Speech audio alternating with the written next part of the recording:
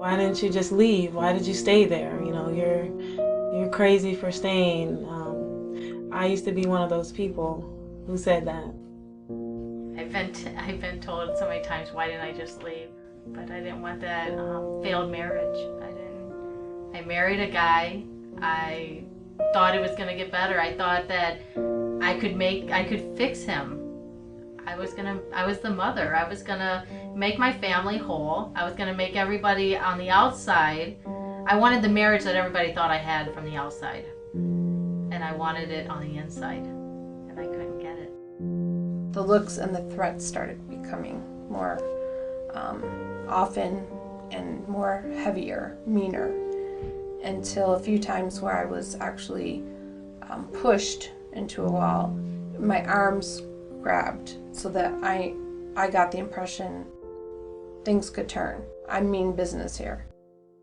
There were a few incidents of physical abuse, but overall it didn't take many of those incidents. It was just kind of like once in a while, you know, he would remind me you know, why I would need to do things his way. So I learned just to not really challenge or question things that he said or did.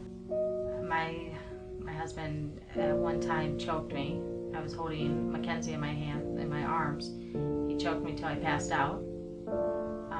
When I woke up, he was over me with a knife above his head where he was going to come down on me and slice me.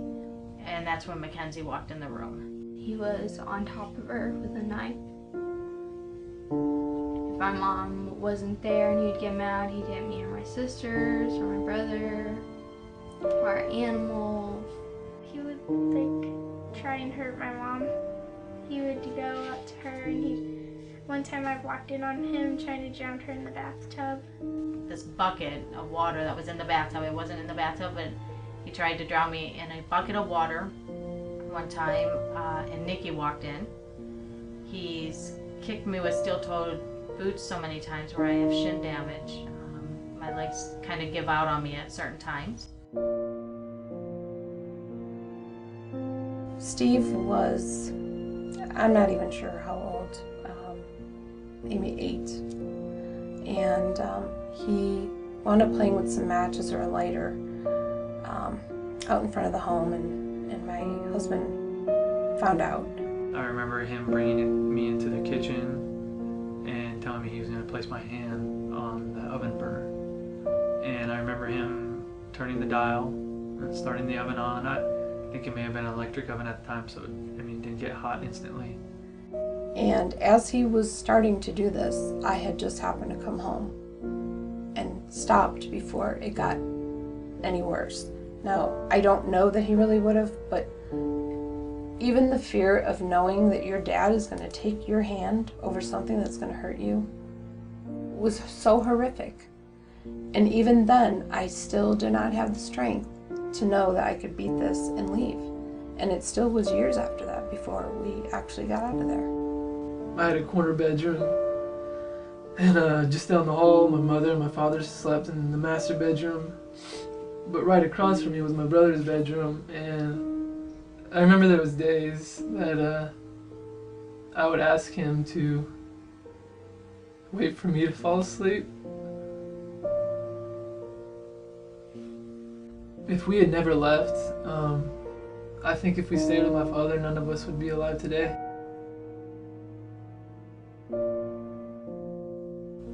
My life before New Life Center was living with my kid's father, and everything was just basically the way he wanted it. I didn't have freedom to really say what was on my mind or do things that I thought were fun to do, or really just be who I thought I was.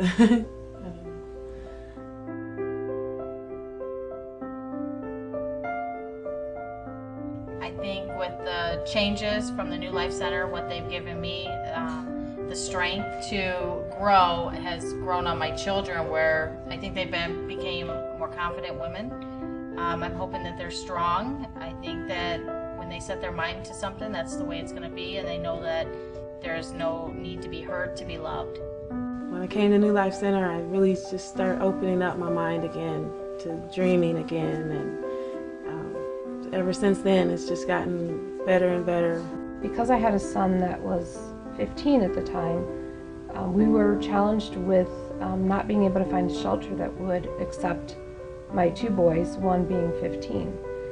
And so we were put up in a hotel very far from our local town.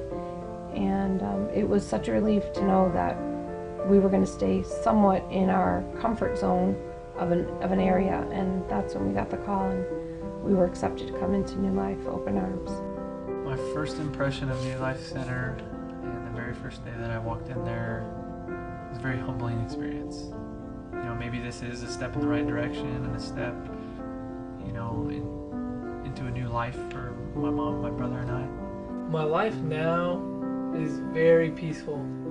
I'm thankful for what I got to see and what I've learned from those experiences, because now I know what's wrong and what's right. But my life is great. There's no burden on my mother anymore. My brother has a family now. I'm proposing to my girlfriend in a few weeks. So, you know, we all kind of have our lives together, and things are good. I just feel so empowered to do whatever it is that I choose to do, and just to reach back and help others along the way. Through every stage of life, I just feel like no matter what it is, if I set my mind to it, I can do it. And what I would like to say to the people that have helped me out from New Life Center, I'd like to say thank you. And that just seems like such a small expression, but there's no words. They have no idea the impact that they've had on my life and on my children's lives. And I'm just ever grateful to them, and I owe them everything.